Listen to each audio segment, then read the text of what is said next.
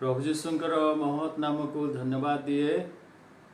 पुणी आपण मानक मध्य मोर हार्दिक नमस्कार।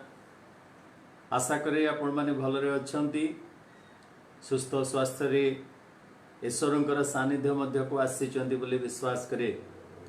आपण माने जदि घरे अछंती किबा ट्रैवल करूचंती किबा अन्य कोनोसी स्थान रे अछंती, नो प्रॉब्लम, प्रभु आपन सहित कथा कहउछंती।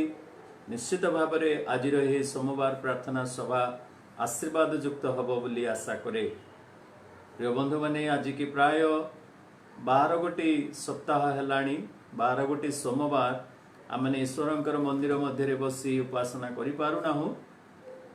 से दिन मान को आम स्मरण करू जेतेबेले आमने प्रार्थना सभा को आसू, आउ से स्थान रे बसी उपासना करू, परे सहभागिता मध्य आसू, परस्पर मध्य बसी आमने प्रेयर पार्टनर सहित बसी प्रार्थना करि थाओ। अनेक विषय ने आमने प्रार्थना करि थाओ, आउ अनेक विषय प्रार्थनार उत्तर मध्य आमने पाइछु। गत दिन रे जदि जो आमने जाई पारु ना हो ईश्वरंकर मंदिर को, आज निश्चित भाव में एही ऑनलाइन माध्यम रे जो उपासना करिबा पाए प्रार्थना रे किछि समय क्षेपण करिया पाए आमने एकत्रित अछु। प्रभु आमन को कथा कहंतु। आसंतु आमने पदे प्रार्थना करिबा। प्रेममय स्वर्गस्थ पिता, आमे धन्यवाद दउछु पुणी थरे एही सोमवार प्रार्थना सभा को आमान को आसीबा को देलो। प्रिय प्रभु, तुमे ही आमान को गत दिन मान करे तुम निकट रे अळी करिबा पाए, प्रार्थना करिबा पाए, विनती करिबा पाए सहाय्य करिथिलो। तुम ठारु मध्य आमने उत्तर पाई अछु। आज प्रभु ऑनलाइन माध्यम रे तुम पाद तळे बसिला बेले आमान को कथा कुह। किछि समय प्रार्थना रे आमने क्षेपण करिबा पूर्वरु ईश्वरंकर वाक्य दे मध्य तुमे आमान को कथा कुह। जेते उपस्थित अछंती प्रत्येक को आत्मांकर अभिषेक दियो। जो माने परे मध्य देखिबे समान को मध्य तुमे कथा कुह। मंगलमय प्रभु, सुस्थ स्वास्थ्य सुरक्षा दे आमान को इस शहर मध्य रखिच, विभिन्न स्थान रे रखिच बोली आमे धन्यवाद दे प्रिय प्रभु जीशुंक नाम रे मागुछु, आमेन। प्रिय बंधु माने, आज मु आपण मान को गोटे छोटिया अभिज्ञता मोर कहबा को चाहे। आ जेते बेले मु केरल रे ईश्वरंकर वाक्य अध्ययन करूथिली बा आध्यात्मिक तालीम केंद्र रे तालीम नउथिली, सेही दिन मानकर कथा। आ जेते बेले मु गोटे बाप्टिस्ट कॉलेज रे आ प्रभुंकर वाक्य शिक्षा लाभ करिया पाई सुजोग पाइली। सही अनुष्ठान रे शिक्षा लाभ करू करू अनेक विषय रेस्ट्रिक्शन थिला।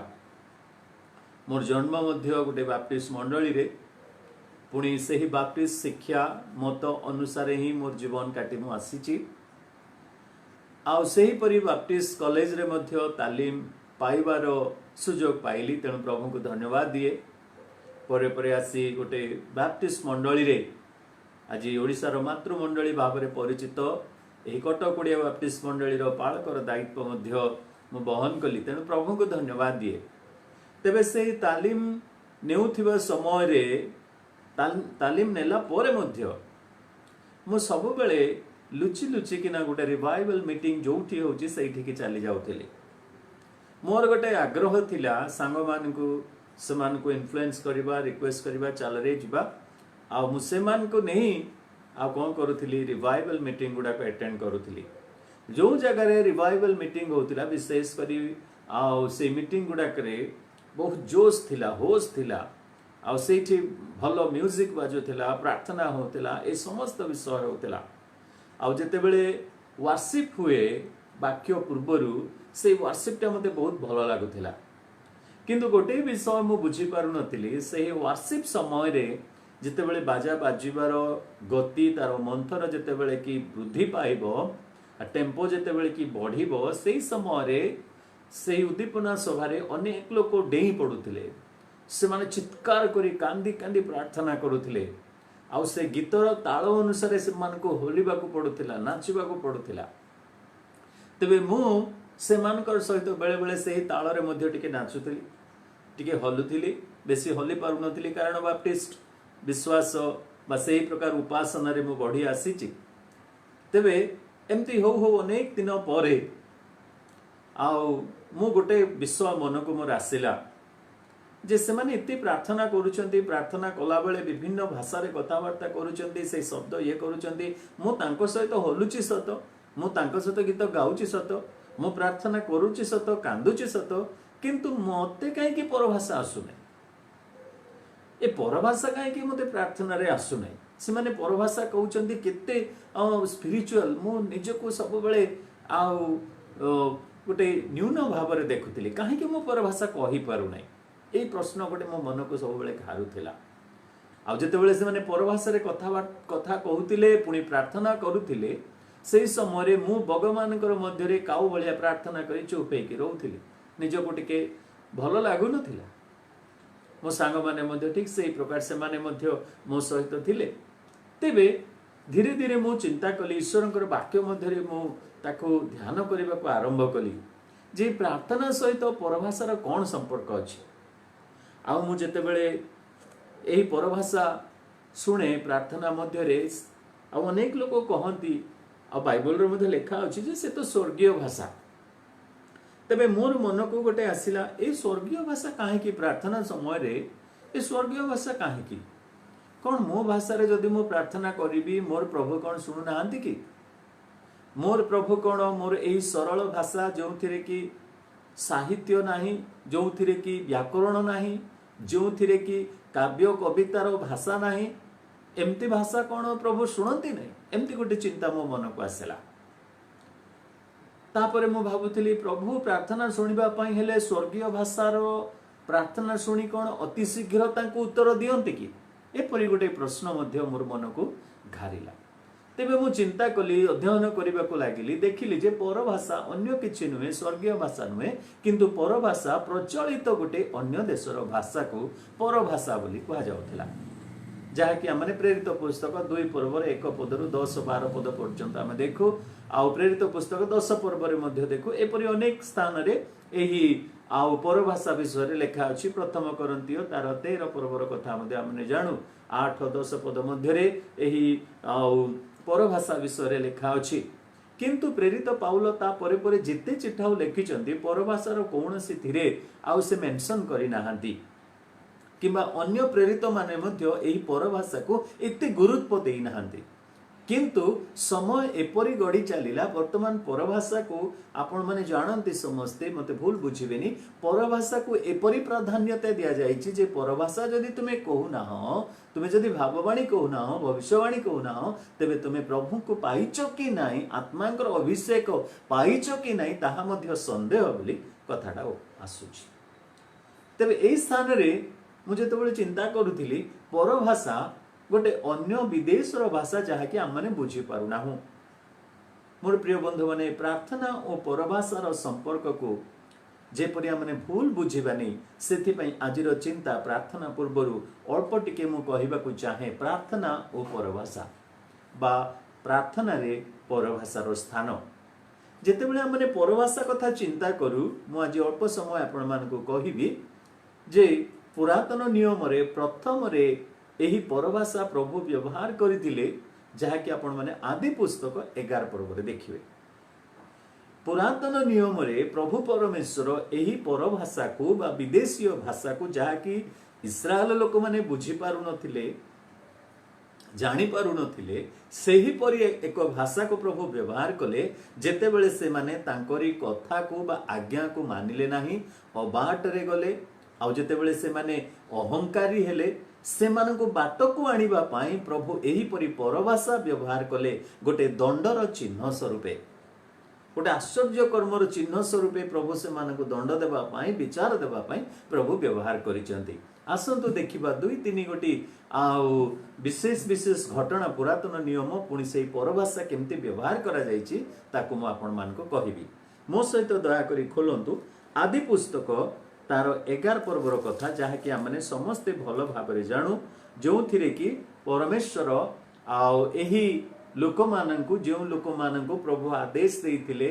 आदि पुस्तक तार 9 पर्वर 1 पदर कथा जे नोहंकर पुत्र मानू प्रभु परमेश्वर गोटे कथा देले बा प्रतिज्ञा देले बा गोटे आदेश देले कौन से देले 9 पर्वर 1 पदरे एथिउ तारु परमेश्वर नोह ଓ ତାଙ୍କ ପୁତ୍ରମାନଙ୍କୁ ଆଶୀର୍ବାଦ କରି କହିଲେ, ତୁମ୍ଭେମାନେ ପ୍ରଜାବନ୍ତ ଓ ବହୁବଂଶ ହୋଇ ପୃଥିବୀ କି ପରିପୂର୍ଣ୍ଣ କର। God has given the opportunity. ପ୍ରଭୁ ସେମାନଙ୍କୁ ଆଶୀର୍ବାଦ କରି କହିଲେ, ତୁମେମାନେ କ'ଣ ହୁଅ? ପ୍ରଜାବନ୍ତ ହୁଅ, ବହୁବଂଶ ହୁଅ, ପୁଣି ପୃଥିବୀ କି ପରିପୂର୍ଣ୍ଣ କର। ଏହି ଆଶୀର୍ବାଦ ପ୍ରଭୁଙ୍କର ଅଛି। ଆଜି ଆମେ ସିନା ତାକୁ କଣ୍ଟ୍ରୋଲ କରୁଛୁ, କିନ୍ତୁ ପ୍ରଭୁ ଆମମାନଙ୍କୁ କ'ଣ ପାଇଁ ଦେଇଛନ୍ତି ନା ପ୍ରଜାବନ୍ତ ହେବା ପାଇଁ, ବହୁବଂଶ ହେବା ପାଇଁ, ପୁଣି ପୃଥିବୀକୁ ପୂର୍ଣ୍ଣ କରିବା ପାଇଁ ଏହି ତାଙ୍କରି ସନ୍ତାନମାନଙ୍କୁ ସେ ଆଶୀର୍ବାଦ କରିଛନ୍ତି। ଆପଣ ଯେତେ କଣ୍ଟ୍ରୋଲ କରନ୍ତୁ, ନୋ ପ୍ରୋବ୍ଲେମ୍, କିନ୍ତୁ ପ୍ରଭୁ ଆମମାନଙ୍କୁ ସେଇ ଆଦେଶ ଦେଇଛନ୍ତି। ତେବେ ଏହି ଆଦେଶଟିକୁ ପ୍ରଜାବନ୍ତ ହେଲେ, ବହୁବଂଶ ହେଲେ, କିନ୍ତୁ ପୃଥିବୀକୁ ପରିପୂର୍ଣ୍ଣ କରିବା ପାଇଁ ସେମାନଙ୍କର ଇଚ୍ଛା ନଥିଲା। କେମିତି ଇଚ୍ଛା ନଥିଲା? ଯାହାକି 11 ପର୍ବରେ ଆପଣମାନେ ଦେଖିବେ। 11 ପର୍ବର 1 ପଦରେ, ପୂର୍ବେ ସମୁଦାୟ ପୃଥିବୀରେ ଏକ ଭାଷା ଓ ଏକ ରୂପ ଉଚ୍ଚାରଣ ଥିଲା। ଆଉ ଘଟଣାକ୍ରମେ ଲୋକମାନେ ପୂର୍ବ ଦିଗରେ ଭ୍ରମଣ କରୁ କରୁ ସିନିୟର ଦେଶରେ ଏକ ପ୍ରାନ୍ତର ପାଇ ସେଠାରେ ବସତି କଲେ। 4 ପଦ ଦେଖନ୍ତୁ। ସେମାନେ ଏକ ଗଡ଼ ନିର୍ମାଣ କରିବା ପାଇଁ ପ୍ରସ୍ତୁତ ହେଲେ। 4 ପଦରେ, ପୁଣି ସେମାନେ କହିଲେ, ଆସ ଆମେମାନେ ଆପଣମାନଙ୍କ ପାଇଁ ଗୋଟିଏ ନଗର ଓ ଗଗନସ୍ପର୍ଶୀ ଏକ ଉଚ୍ଚ ଗଡ଼ ନିର୍ମାଣ କରୁ, ତହିଁରେ ଆମ୍ଭମାନଙ୍କର ନାମ ବିଖ୍ୟାତ ହେବ। ପୁଣି ଆମ୍ଭେମାନେ ସମୁଦାୟ ପୃଥିବୀରେ ଛିନ୍ନ ଭିନ୍ନ ହେବା ନାହିଁ। ପ୍ରଭୁ ଚାହୁଁଛନ୍ତି ପୃଥିବୀରେ ପରିପୂର୍ଣ୍ଣ ହେବା ପାଇଁ, ପୃଥିବୀର ପ୍ରତିଟି ଜିଲ୍ଲାକୁ, ପ୍ରତିଟି ପ୍ରଦେଶକୁ, ପ୍ରତିଟି ଦେଶକୁ ପହଞ୍ଚିବା ପାଇଁ। କିନ୍ତୁ ଏହି ଲୋକମାନଙ୍କର ଇଚ୍ଛା ନାହିଁ ଯେପରିକି ସେମାନେ ଛିନ୍ନ ଭିନ୍ନ ହେବେ, ଗୋଟାଏ ସ୍ଥାନରେ ଆବଦ୍ଧ ରହିବେ। ଏହା କେମିତି? ଏହା ପରମେଶ୍ୱରଙ୍କର କଥାକୁ ଅମନୋଯୋଗିତା ନୁହଁ କି?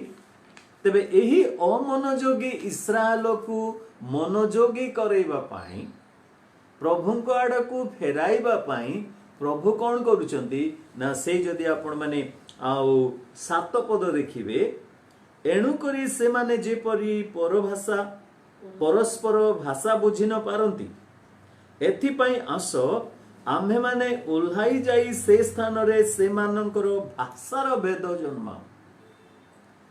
ପ୍ରଭୁ ଏହି ଈଶ୍ୱରଙ୍କର ବାକ୍ୟକୁ ଅମନୋଯୋଗୀ ଲୋକମାନଙ୍କୁ ମନୋଯୋଗୀ କରାଇବା ପାଇଁ, ପୁଣି ପ୍ରଭୁଙ୍କର ବାକ୍ୟ ଯେପରି ସେମାନେ ବୁଝିବେ, ପାଳନ କରିବେ, ସେଥିପାଇଁ ପ୍ରଭୁ ପ୍ରଥମରେ ଏହି ପରଭାଷା ସିଷ୍ଟମଟାକୁ ଆପ୍ଲାଏ କଲେ।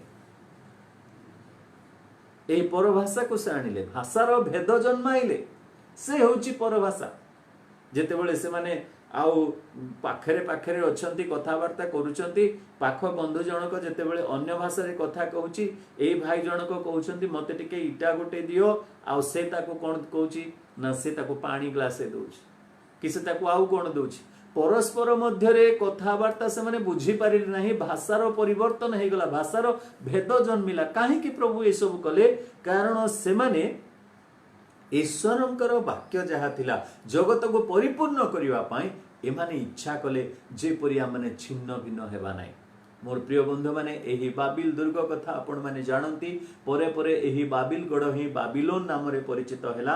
ଏହି ବାବିଲୋନ ନଗରୀ ଏକ ମହାନଗରୀ ଥିଲା। ଦାନିଏଲ ପୁସ୍ତକରେ, ପ୍ରକାଶିତ ପୁସ୍ତକରେ ଆପଣମାନେ ଆସିଲା ବେଳକୁ ଦେଖିବେ, ଏହି 17-18 ପର୍ବ ଆଡ଼କୁ ଏହି ବାବିଲ ନଗରୀର ପାପ ମଧ୍ୟ ସ୍ୱର୍ଗକୁ ଛୁଇଁଲା ବା ସ୍ୱର୍ଗାଭିମୁଖୀ ହେଲା। ଏତେ ଉଚ୍ଚ ହେଇଗଲା, ଯେଉଁ ଗଡ଼ କି ସ୍ୱର୍ଗରେ ପହଞ୍ଚିବାକୁ ଚେଷ୍ଟା କଲା, ଆଜି ଏହି ବାବିଲୋନ ନଗରୀ, ମହାନଗରୀ, ତାର ପାପ ସ୍ୱର୍ଗ ଆଡ଼କୁ ଯେତେବେଳେ ଗଲା, ପ୍ରଭୁ ଏହି ବାବିଲୋନ ନଗରୀକୁ ନଷ୍ଟ କରିବା ପାଇଁ ସେ ଆସୁଛନ୍ତି। ଏହି ବାବିଲୋନ ନଗରୀ ମଧ୍ୟ ପାପ, ପୁଣି ସମସ୍ତ ମନ୍ଦ କର୍ମର, ପୁଣି ଜଗତର ଏହି ଗର୍ବ ଅହଙ୍କାରର ଚିହ୍ନ ସ୍ୱରୂପେ ବାଇବଲରେ ବ୍ୟବହାର କରାଯାଇଛି ବାବିଲ ନଗରକୁ। ତେବେ ପ୍ରଭୁ ଏହି ଇସ୍ରାଏଲ ଲୋକମାନଙ୍କୁ, ଯେଉଁମାନେ କି ଅମନୋଯୋଗୀ ଥିଲେ ବା ପ୍ରଭୁଙ୍କର ଲୋକମାନେ, ସେମାନଙ୍କୁ ବାଟକୁ ଆଣିବା ପାଇଁ ପ୍ରଭୁ କ'ଣ କରୁଛନ୍ତି? ଏହି ପରଭାଷାକୁ ପ୍ରଥମେ ବ୍ୟବହାର କଲେ। ଦ୍ୱିତୀୟ ଘଟଣା ମୁଁ କହିବି ଆପଣମାନଙ୍କୁ। ପ୍ରଥମେ ଆମେ ଦେଖିଲୁ ଅମନୋଯୋଗୀ ପ୍ରଭୁଙ୍କର ଲୋକମାନଙ୍କୁ। ଦ୍ୱିତୀୟ ବିଷୟରେ, ଯାହାକି ଅନାଜ୍ଞାବହ ଇସ୍ରାଏଲକୁ, ଯେପରିକି ସେମାନେ ଈଶ୍ୱରଙ୍କର ବାକ୍ୟକୁ ପାଳନ କରିବେ, ସେଥିପାଇଁ ପ୍ରଭୁ ସେମାନଙ୍କୁ କ'ଣ କଲେ? ଏହି ପରଭାଷାକୁ ବ୍ୟବହାର କରୁଛନ୍ତି। ମୋ ସହିତ ଦୟାକରି ଖୋଲନ୍ତୁ ଦ୍ୱିତୀୟ ବିବରଣ ତାର 28 ପର୍ବ। ପୁଣି ଆମେ କିଛି ପଦ ପଢିବା। ଦ୍ୱିତୀୟ ବିବରଣ 28 ପର୍ବ। आने एक पद जदि पढ़ा एथे लेखा अछि मु आजी सदा प्रभु तुम्भ परमेश्वरंकर जे जे आज्ञा तुम्भको आदेश करूअछि से सबु मानिबा पाई ओ करिबा पाई जेबे तुम्भे ताहांकर बरे यत्नपूर्वक कर्णपात करिबो तेबे सदा प्रभु तुम्भ परमेश्वर पृथ्वीस्थ समस्त देशीय लोकंक अपेक्षा तुमको श्रेष्ठ करिवे जदि ईश्वरंकर वाक्य पालन करिबो तेबे तुम पाई आशीर्वाद अछि 15 पदरे देखंतु मात्र मु आज तुम्भको सदा प्रभु तुम परमेश्वरंकर जे जे आज्ञा ओ विधि आदेश करूअछि से सबु मानिबा पाई ओ करिबा पाई जेबे तुमे ताहांकर उपरे कर्णपात न करिवो तेबे एही सबु अभिशाप तुम उपरे वर्तिबो ओ तुमर संग धरिबो प्रभु कहिले कथा जदि मानिबो आशीर्वाद अछि कथा को जदि अमान्य करिवो अनाज्ञाभ हेबो तेबे निश्चित भाबरे तुममानक पाई कोन अछि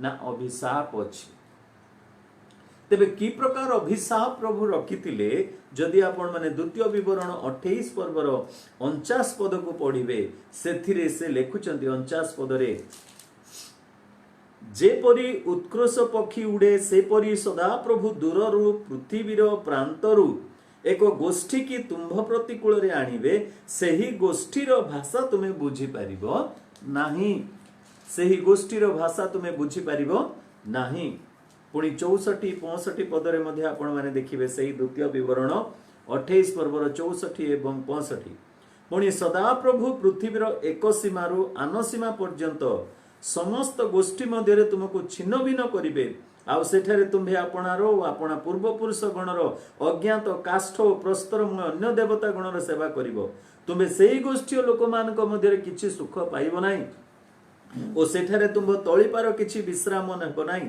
मात्र सदा प्रभु सेठारे तुमको हृदकंप और चक्षु क्षीणता और प्राण व्यथा देवे ए होछि तांकर अभिशाप ए होछिंती तांकर दंड तेबे प्रभु एइठी मध्य परभाषा को व्यवहार करूछंती केमिति ना अन्य देशरु दूर देशरु आमे गोटे गोष्ठी के आनिबा आ सेही गोष्ठी कोन करिवे जो भाषा कहिबे तमे बुझी पारिबो नाही जे आमो उपरे अधिकार करिबा पाई आमो उपरे शासन करिबा पाई जणे जेतेबेले क्षमता लाभ करी आसीथिबो आउ तांकु जेतेबेले से जहा कहउछंती हम माने बुझी पारिबा नाही हमर अवस्था कोन हेबो आपण माने टिके देखंतु प्रभु परमेश्वर सही कथा कहले मु जे सुललित कंठरे तुमको कथा कहउछि जहा कि प्रस्तर उपरे लिखन करी तुमको व्यवस्था प्रदान करूछि मोर प्रिय दास मोसांक द्वारा जो व्यवस्था देली तुमको कथा कहिली ताहा जदि तुमे पालन करिवो नाही एपरि गोटे भाषा आसीबो जो भाषा कि तुम पई दंड स्वरूप हेबो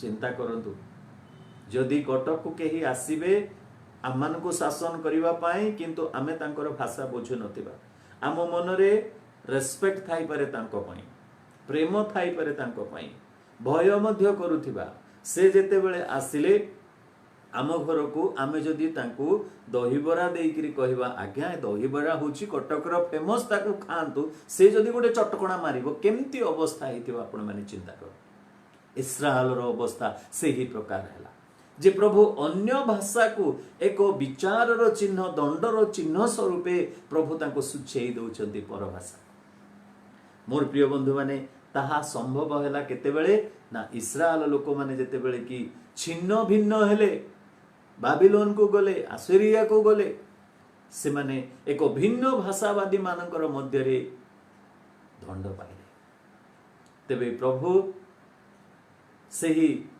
आउ अनाज्ञाबह इस्राएल मानकु एही वाक्य द्वारा बा परभाषा द्वारा से विचार करिसंती तृतीय कथा माने देखिबा अबाटोई इस्राएल को प्रभु बाट को आनिबा पाई एही परभाषा को व्यवहार करिसंती आ माने देखिबा जिरिमियो पुस्तक तार 3 पर्व पुणी 22 पद जिरिमियो पुस्तक 3 पर्वर 22 पद एतरे लेखा अछि हे विपथगामी संतान गण फेर आम्भे तुम मानकर विपथ गमन रूप रोग सुस्थ करिबा पुणी देख आम्भे माने तुम्भ निकट को आसी अछु कारण तुम्भे सदा प्रभु आम्भ मानकर परमेश्वर अट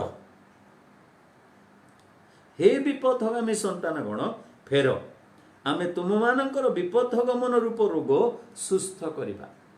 एई जो इस्राएल माने जो माने कि अबाटरे जाइथिले प्रभु चाहुथिले से माननको बाट को फेराइबा पई।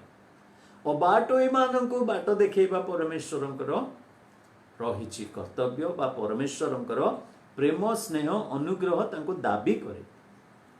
आउ से बाट को नेबा पई से चेष्टा करंती। एही इस्राएल लोक माननको मध्य बाट को नेबा पई देखंतु से कोन करूचंती जेतेबेले एमाने अबाटरे जाउचंती। 5 पर्वर 3 पदरे देखंतु जिरिमिया पुस्तक 5 पर्वर 3 पद। हे सदा प्रभु तुम्भर चक्षु कोन सत्यता प्रति दृष्टि न करे। तुमे सेमाननको प्रहार करियछ मात्र सेमाने दुखित हेले नाही। तुमे सेमाननको जीर्ण करियछ मात्र सेमाने शास्ति ग्रहण करिबाको अस्वीकार करियछंती। सेमाने आपणा आपणा मुख पाषाण अपेक्षा कठिन करियछंती। सेमाने फेरी आसीबाकू अस्वीकार करियछंती। तेणु 15 पद देखंतु सदा प्रभु कहंती हे इस्राएल वंश देख आम्भे तुम मानक विरुद्ध रे दूररु एक गोष्ठी की आनिबा। से बलवान गोष्ठी प्राचीन गोष्ठी से गोष्ठीर भाषा तुमे जानो नाही कि बा से मानकर कथा तुमे बुझो नाही। एक पर भाषा रे अन्य भाषा रे जो भाषा को से माने जानी परिबे नाही से परि एक भाषा को व्यवहार करी प्रभु अबाटरे चालुथिबा एही अबाध्य बा अबाटोई इस्राएल को बाट को आनिबा पई तांकर दंड प्रेरण करूचंती। 3 गोटी ओकेजन रे हमने देखिलु प्रभु ए पर भाषा को बा अन्य भाषा को विदेशर भाषा को प्रभु व्यवहार करिसंती पुरातन नियम रे। प्रथमे अमनोयोगी इस्राएल को बा अमनोयोगी प्रभुंकर लोकों को हमने इस्राएल बोली भी कहि परिबा कारण सेमर संतान हेले अब्राहम इसहाक याकूब। तेणु करी हमें तांको मध्य इस्राएल बोली कहि परिबा। तेबे अमनोयोगी इस्राएल को प्रभु मनोयोगी कराइबा पई कहिले। द्वितीय रे अनाज्ञाबह इस्राएल को प्रभु आज्ञाबह करबा निमंते परभाषा को व्यवहार कले। तृतीय रे आमने देखु जे माने कि अबाटरे चालुथिले से मानको मध्य बाट को आनिबा पई प्रभु परभाषा व्यवहार कले। चतुर्थ ओकेजन मु कहबी तापरे हमें प्रार्थना मध्य को जिबा। ए चतुर्थ विषय आपण माने देखिबे जेसाया पुस्तक तार 28 पर्वर कथा। जेसाया पुस्तक 28 पर्व तार जदि 9 एवं 10 पद सेथिरे आपण माने देखिबे जे एही इस्राएल माननको प्रभु जेतेबेले शिक्षा देउथिले चेतना देउथिले आज्ञा देउथिले प्रतिज्ञा देउथिले ए माने कोन बोली परिहास करूचंती देखंतु 9-10 पदरे से काहाकू ज्ञान शिक्षा देबो से काहाकू समाचार बुझेई देबो कि दुग्ध त्यागी और स्तन्यपानरु निवृत्त शिशु माननको। कारण ए तो विधि उपरे विधि विधि उपरे विधि धाड़ी उपरे धाड़ी धाड़ी उपरे धाड़ी एठी अल्प सेठी अल्प। ये कौन कहउछंती ए कथा जदि आपण माने संपूर्ण रूपे ताको पढ़िबे जानिबे जे इस्राएल लोक माने प्रभुंकर शिक्षा को से माने भाबिले आमे कोन छोट पिला हेइछु आमे कोन दुग्धपान करूथिबा शिशु हेइछु जे आमान को एमती कथा कहि कि ना आमान को तुमे आउ बाट को आनिबो बा आमान को तुमे तुमर आड़ को आनिबा को चेष्टा करूचो। से माने परिहास कले।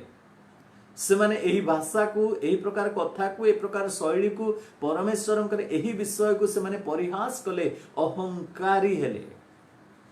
तेबे एही अहंकारी इस्राएल को नम्र करिबा पाई भांगिबा पाई से मानको दंड मध्य सेही प्रकार भावरे ही प्रभु कोन करूचंती एही विदेशीय भाषा को पठाउ अछंती।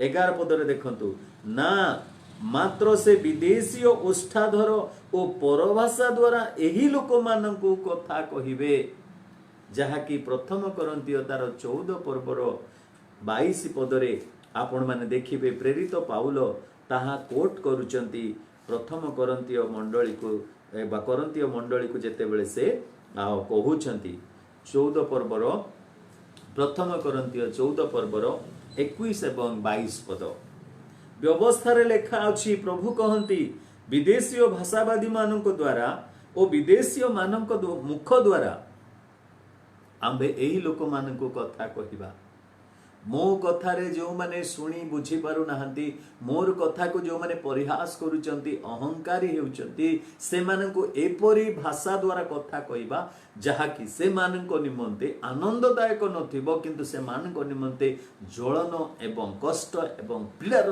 भाषा सब थिबो। कथा कहबा ता हेले सुधा से माने हमर कथा सुनिबे नाही, एणु पर भाषा रे कथा कहबा विश्वासी माननको निमंते चिन्ह स्वरूप नुहे, मात्र अविश्वासी मानक निमंते चिन्ह स्वरूप।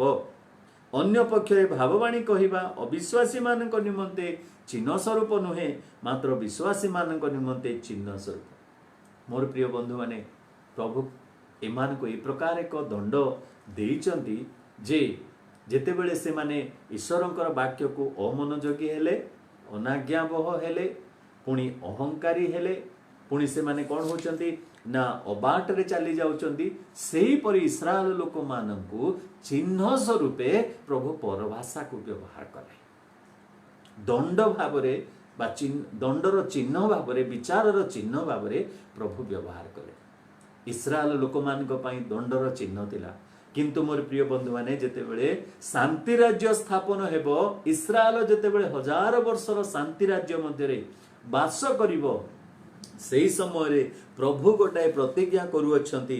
जिसा पुस्तक तार 33 पर्वर जदि 19 पद पढ़िबे, सेथिरे से कहउछंती जे एही परभाषा आउ सेठी रहिबो नाही।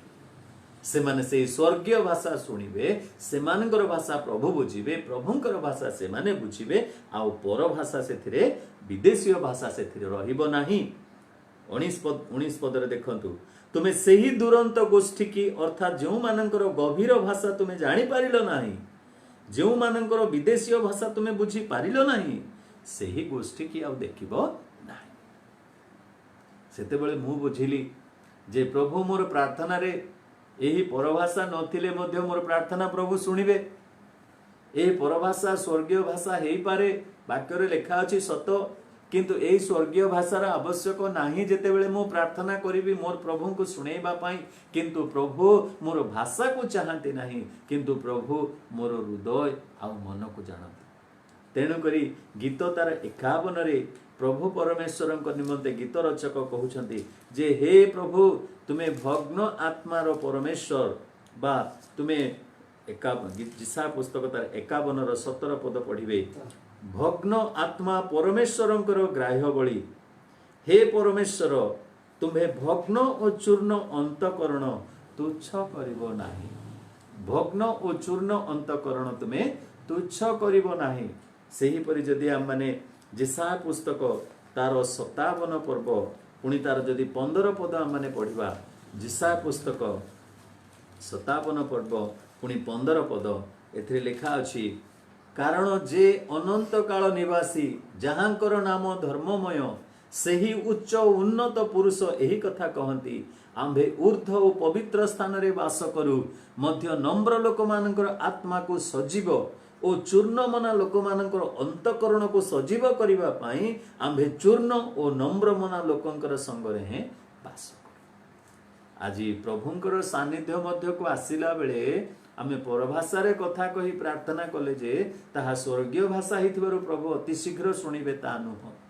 से कौन कहंती से स्वर्गीय भाषा मु जाने ना, किंतु मोर एतिकी मु निजको निजे मु प्रभुंक ठारे धन्यवाद दे कहली, प्रभु हाँ तुमे मोर भाषा चाहुना हो, किंतु तुमे मोर भग्न चूर्ण अंतकरण चाहुछ। मोर प्रिय बंधु माने आज आसंतु आमने प्रार्थना मध्य को जीवा। आसंता दिन मानकरे मध्य परभाषा कि प्रकार भाव रे बाइबल रे व्यवहार करा जायछि, आउ केउथि पई व्यवहार करा जायछि, आउ से आत्मिक दान मानक विषय रे एई सोमवार दिन मानकरे बा गुरुवार दिन मानकरे आम माने चिंता करिबा, प्रार्थना करिवे। प्रभु पुणी आम मानक जेपरि वाक्य रे नुआ नुआ कथा नुआ नुआ चिंता दे आम मानक आशीर्वाद करिवे। आसंतु प्रभु आपण मानक आशीर्वाद करंतु। आमने प्रार्थना मध्य को जीवा। विशेष करी धन्यवाद देबा प्रभुंकर प्रिय दास मंडलीर प्राचीन महाराणा बाबू, से मध्य सुस्थता लाभ करिसेंती, आ से वर्तमान रेस्ट रे अछंती, तांको निमंते प्रार्थना करिवे। तुलसीपुर जड़े भौणी मध्य से असुस्थ अछंती, हॉस्पिटल रो तांको फेराई दिया जायछि, तांको निमंते प्रार्थना करिवे।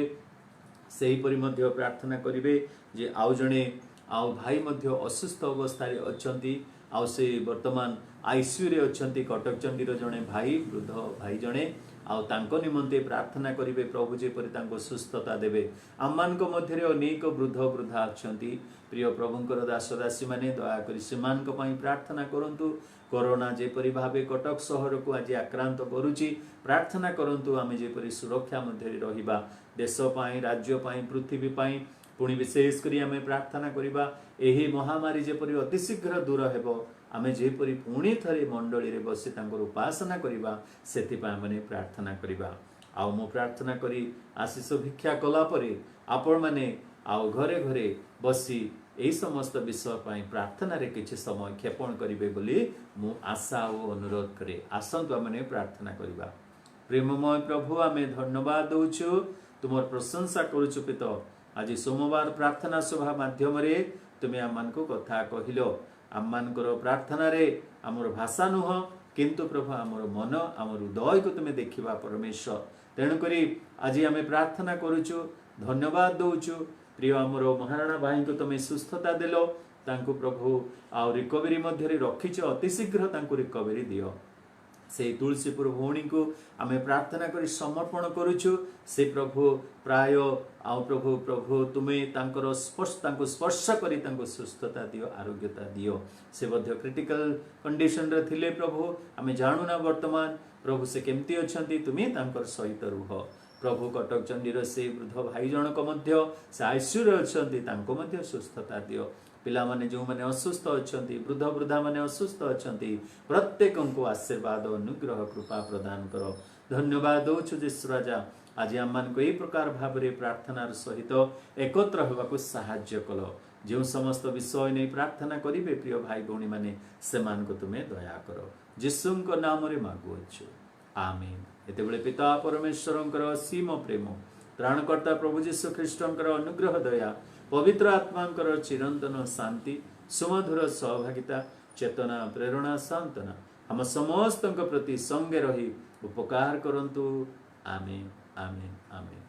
थैंक यू प्रभु आपण मन को आशीर्वाद करंतु सुस्थ रुहंतु सुरक्षित रुहंतु धन्यवाद।